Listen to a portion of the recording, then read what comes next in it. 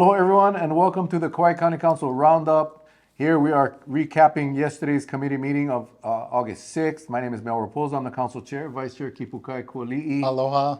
We only had a couple of items yesterday on the agenda, two kind of important items. Number one was in the Parks and Recreation Transportation Committee, and it was a discussion on basically an update on the spouting horn concessions. I think you all remember back in the day when Spouting Horn had all these vendor booths and they were selling all kinds of stuff. And then that kind of went away. And, after COVID and all of that, it kind of died down. Well, they finally got everything up and rebuilt, and it's really nice. And they are actually going out and going to be soliciting bids from vendors, potential vendors. There's 9 stations or 9 booths. It's much nicer than it was. And the public will be able to bid on these and offer their products out to the people that are at Spouting Horn. And with more rules and regulations, if you will. So the peddlers and concessionaires rules and regulations, which was worked on by our Parks Department and the council, I suppose, in the past. And there's just different rules in place. And Yeah, one of the things that we talked about was me. I'm a very strong proponent of supporting our local businesses, and local businesses meaning Kauai-made, Hawaii-made products. And this current lease agreements or these contracts that will be going out to the vendors, that is not required. They highly strongly recommend that we use Kauai-made products, but it's not a requirement. So I'm a little afraid that we might be able to see like a flea market out there. So we're going to be having more discussion on that. But as it goes right now, we're probably 3 or 4 months away from the bids going out, the invitation for bids going out, and we're hoping to clarify a lot of these things before then.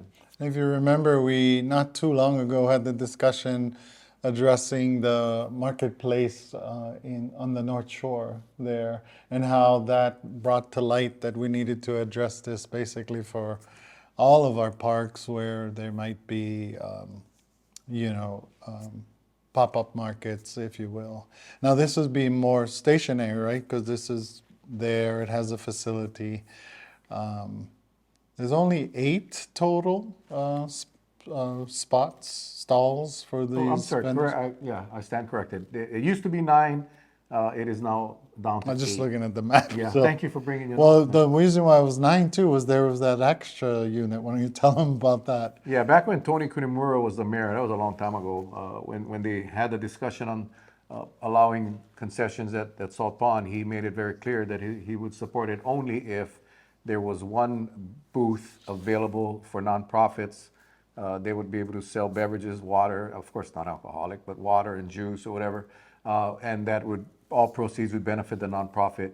I guess over the evolution of this ordinance, that was somehow removed, and there's some support on the council of maybe putting that back, and that would be wonderful for our nonprofit communities that could go out there and reserve a week or 2 or whatever it is to go out and, I think Councilmember Kaneshiro talked about the Kolo Days Parade. Imagine if they were able to go out there the week prior to the parade and promote the actual parade and the events to all the visitors. That would really boost the turnout. So that is another thing that we were talking about. And I mean, obviously it would require a little bit more management, but just a little bit more, because it would be a booth that would be different from the others. The others would be on contract for like a 5-year 5 years. period.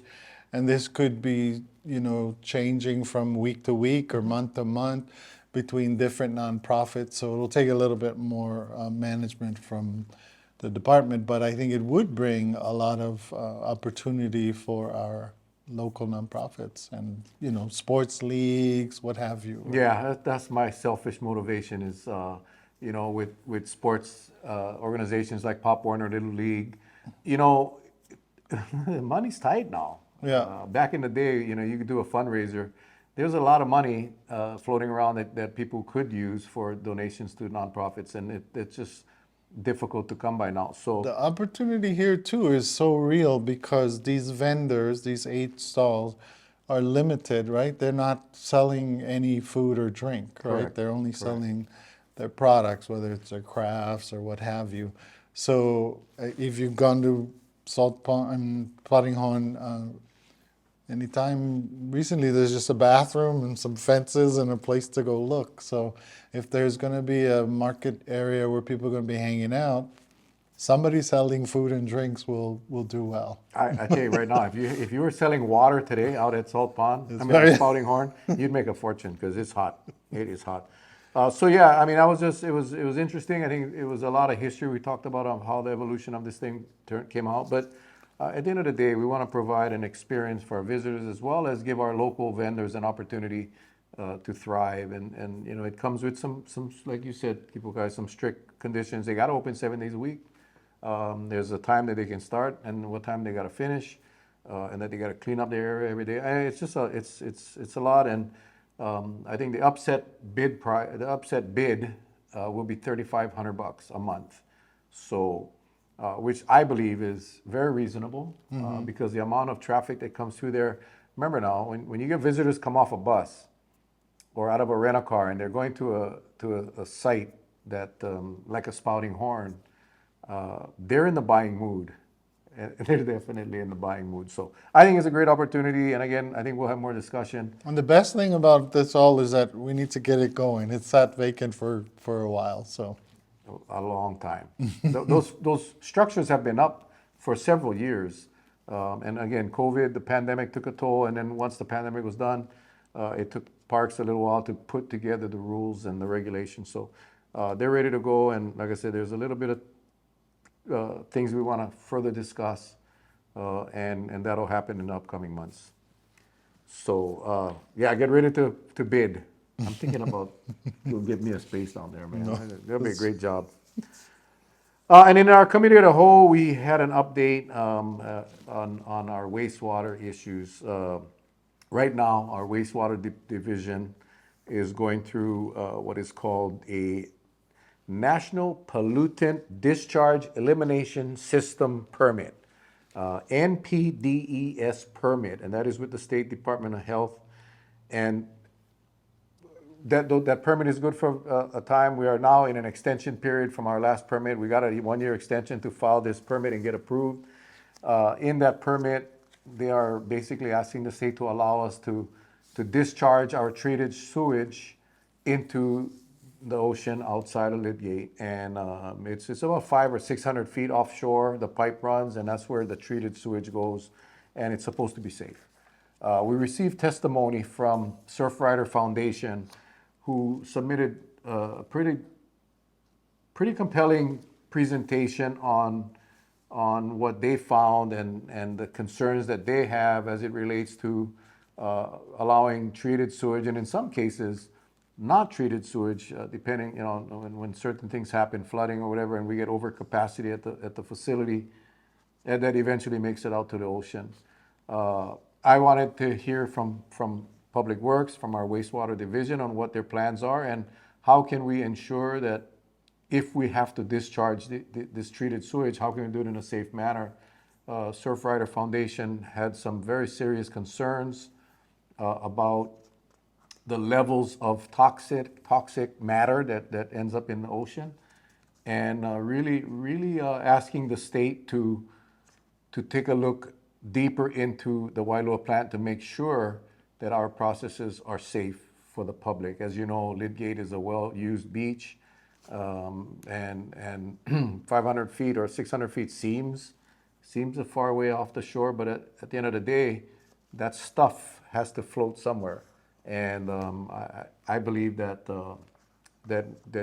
we need to pay attention to what Surfrider is saying. They are asking the state to hold a public hearing. A public hearing is not required on this permit, but the Department of Health Clean Water Branch may, according to the statute, may hold a public hearing if there is enough concern from the public. And from what we heard yesterday, the number of comments that came in on the public comment period, it appears that a public hearing will be held.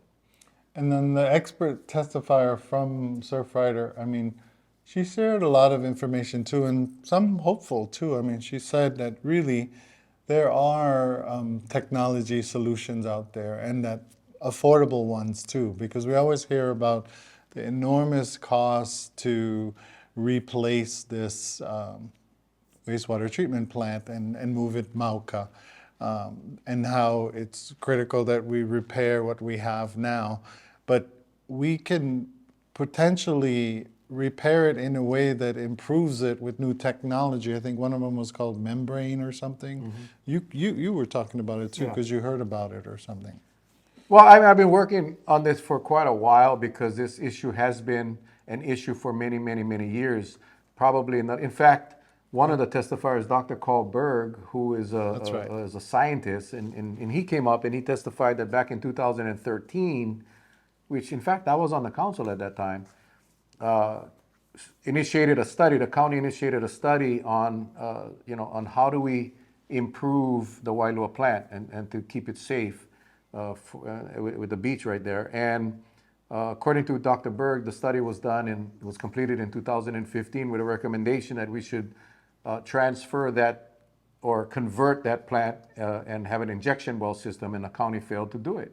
So today, we are now faced with a sewage treatment plant. This is the one at Lidgate that needs to be moved because it's in an inundation zone. So we know we need to move the facility. We know that. And we'll be facing some serious fines. And I see Mr. Kualii has the Big Island article, and maybe he can touch on that a little bit. But right now, we are spending millions and millions of dollars on the Band-Aid repairs of this Wailua plant with the understanding that we got to move that plant. So I think Councilmember Holland brought up a good point. We would rather focus our funding on the relocation of this plant rather than continuing to dump hundreds of millions of dollars into a plant that needs to be moved at the end of the day. So that was a lot of the discussion. I'm not going to get into all of it. I will say this. And If you are interested in what's going on down in Wailua, I highly suggest, and I'll share with you later how you can watch that meeting, but you need to watch the meeting because it was a very informative and interesting meeting with a lot of facts and details. And a plant that potentially will just continue, an old plant, right? Doing things the old way. And, during storms and what have you, in emergencies and stuff, there's pollution, pollutants getting into the ocean. And, some of the old timers, Surf Rider called it a fallacy, that this saying that the solution to pollution is dilution. So the fact that maybe when you're putting out this waste into the ocean, that the ocean is so vast that it's going to just dilute it and it's all going to be fine. But absolutely not, right? I mean, there's all this scientific stuff they were talking about, oxidation and I think there was dead zones that cause where the fish die and whatever. I mean, so we just have to avoid all of that and move forward with the technology, especially if we're doing investment. Investment, I mean, at Big Island, their cost there was $337 million. Phase one. Yeah, phase one, just to repair and create a wastewater treatment plant. And they're like obviously in a worse place than we are, but it's a place that we're headed to if we don't take action now. And you've talked about it too at other council meetings and during the budget session, how we've always said, well, how much money do you need? And let's address this. Let's make this a priority. And so we're still saying that. So the Big Island was where we are at not long ago. The Big Island got to a point where they started to receive fines from the EPA. And it got so bad that they had to enter into a consent decree. A consent decree basically is where the EPA comes in and says, we're going to sue you. We're going to penalize you. And then the county works out this consent decrees with the EPA on a plan of action so that to avoid the penalties that this is what we're going to do. And like Kipukai said, the first phase of this Big Island plan is $337 million. I mean, that's not something you can do with real property tax. So you got to go borrow the money. That's phase one. According to the mayor of Big Island, Kimo Alameda, he said this 10-year plan to get this up to where it needs to be is going to be upwards of $650 million over the next 10 years. Now, that's incredible. And it's going to be very tough to do. And we are on that path. we talked about the membrane technology. The technology is out there today that remove toxins and these forever chemicals from the waste and allows for a much more cleaner, efficient, less costly solution. And that is what I have been encouraging our our wastewater division to move into. But they have still, even as of yesterday, said that they're gonna fix the existing plant and spend. We got the next bill is $65.1 million, I believe. So anyway, I want to read this quote. This is from the department or environmental management director on the Big Island, Wesley Segawa. This is what he said in this article that was on the 5th of August. Unfortunately, quote, unfortunately, due to deferred maintenance, which is exactly what we're experiencing on Kauai, today we are spending more than $337 million to repair and upgrade this treatment facility.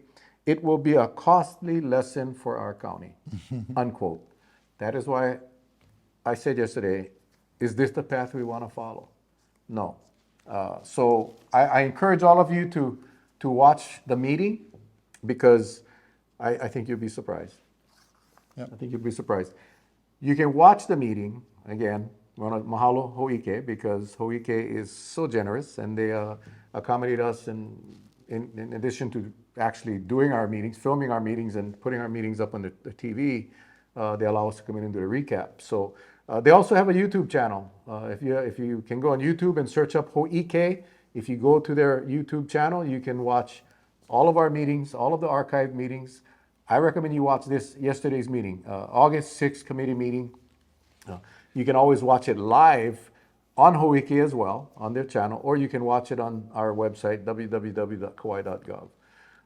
Either way. Chair, this item was on the agenda too because you requested an update, and I think perhaps in order to make sure things keep moving, because it has to move, that you would maybe request an update from time to time, maybe every 6 months or so. Or maybe every 3 months, because I don't want to get to the Big Island where the Big Island was, and the mayor of Big Island, I give him a lot of credit because he took the bull by the horns and made it happen, and I think that's the lead we got to follow, or else we're going to be in a very costly mess. So, yeah.